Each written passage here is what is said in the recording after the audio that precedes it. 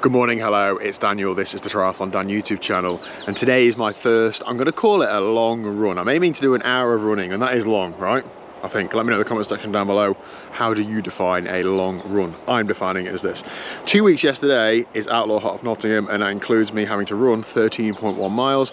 My longest run up to yet is about 4.8 miles, so some work to do. So I'm going to try and do an hour today and see how it goes. Managing a bit of a hamstring niggle. I've driven away from home to run on a flat route, so I think that cause my hamstring less issues, and it's also just easier, isn't it, just to run on the flat, run a consistent pace and so on.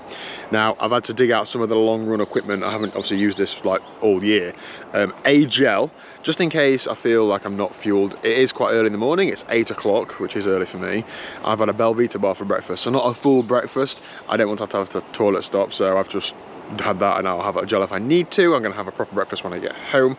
A squeezy bottle of squash. I really like these because of course as you work your way down them, you fold them up and it becomes smaller things to carry. You're not carrying a big plastic bottle, that's great. And then I've got a little like waist belt thing that I actually tuck into my waist, and all this has got in it is toilet roll in a plastic bag, just in case I need a toilet stop, because you know, better be prepared, and that is something I have struggled with. So temperature's about 8 degrees Celsius, the wind's low, the sun's actually in and out, so it should be a nice run, perfect weather.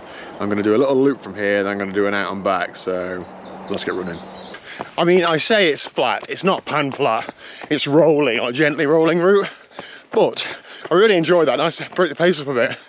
The problem I find about running from home is whichever way I go, I've got steep hills, which really just like spikes my heart rate one way, then I'm just thudding down at the other. This is much more representative of the Outlaw half route in that there's only a couple of lumps on grass, the rest of it's pan flat, so at least I can get some normal, like consistent pace running done. I haven't been down here in ages though, so I feel like I might be getting lost, but I'm doing a loop and then an out and back. Out and back I feel less concerned about.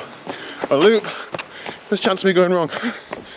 Just coming to the end of the loop, 25 minutes.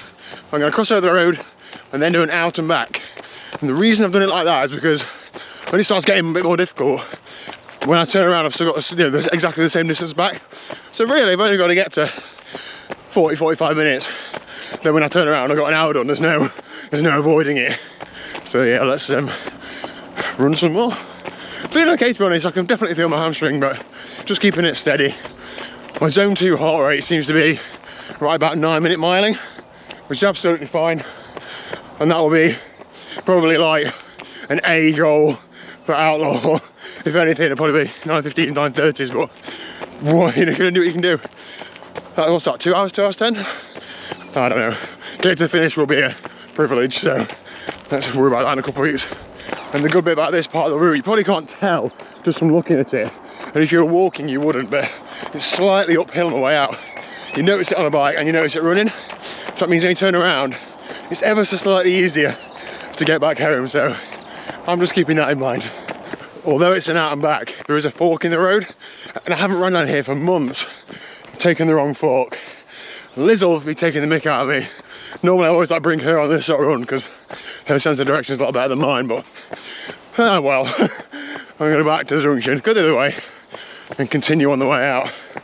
This is also bringing memories back from the training for Roth. I did a lot of running up and down here, or 3 or 4 weeks, in like a raincoat trying to get hot, and I was trying to kid myself that running on this trail is like running next to the canal in Roth, and I mean, it vaguely felt similar, I suppose. Nowhere near as hot here, but you know. So yeah, challenging that inner athlete. It's going to annoy me now because I'm not going to know the exact time to turn around, because I'm not doing straight out and back. Too much thinking involved. This is a fork in the road that I should have gone right at. And it is definitely a gradual uphill this way.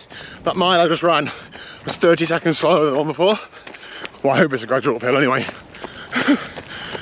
End of the trail, I'm just going to do a little bit on the road just to make sure that when I get back I'm over an hour. I don't want to get back to the car and have to do like a 2 or 3 minute out and back. I'd rather be a bit too long than a bit too short. I'm actually feeling all right. Like hamstring pain aside, the running feels a lot more natural now. This is what, my 4th week back running, and it does come back. If you had some time off, just put some trust in it, it does come back. I'm telling myself that more than anything. I'll see how I feel afterwards as well. Okay, turn around. This is where I find out if that 30 seconds a mile I've dropped, whether it is actually gradient or if it's just me. Come on. It doesn't really matter, to be honest. I'm just running at the same sort of rate of perceived exertion, which is just a endurance aerobic sort of effort. That's absolutely fine. The pace is almost irrelevant. As long as I'm running, that's fine. So I've been using this Apple Watch Ultra for about 6 or 7 months now. Been meaning to do a video about it, I haven't got around to it. We'll do at some point. But it's just trying to give me my, you know, weekly or daily average screen time report. Does it not think, hang on, this guy's about an hour into a run.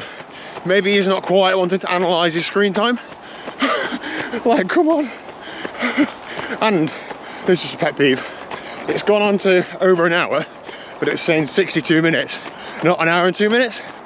I'm sure like every other watch shows an hour and 2. What Garmin's do especially. Anyway, I'm just passing the time really. Not far to go. Okay, run done and dusted. An hour and 5 minutes, or 65 minutes according to this watch. 7.1 miles, average 9 minutes and 11 seconds per mile. That will do. What was my heart rate? 130. That will really do. Absolutely fine. My legs are hurting. I think it's the, well, I know it's the impact, isn't it, from pounding the pavement. I feel like running is a really good sport for like you get out what you put in, whereas cycling, there's a lot of strategy, a lot of tech, and you know, to some extent fitness. Running's like, I know it's a bit of trainer tech, but it's more often than not just pure fitness, isn't it? So how fast you run is pretty much a product of how much training you've done, how fit you are. So I don't deserve to be running any faster than that. That's fine. It will come, I hope. I'm really taking a lot of encouragement from that. That is only, however, like just over half of race distance. So yeah, and I don't know what I'm going to do about his hamstring, but it's just not getting any worse though. That wasn't any worse than it was on a run last week, so who knows. Anyway, I'll leave the stats on screen, I've already said that. Please hit like and subscribe. Hope your training's going well, and I'll see you tomorrow at 1 o'clock for probably a gravel ride with Liz, I think. She's going to drag me out on that later on today.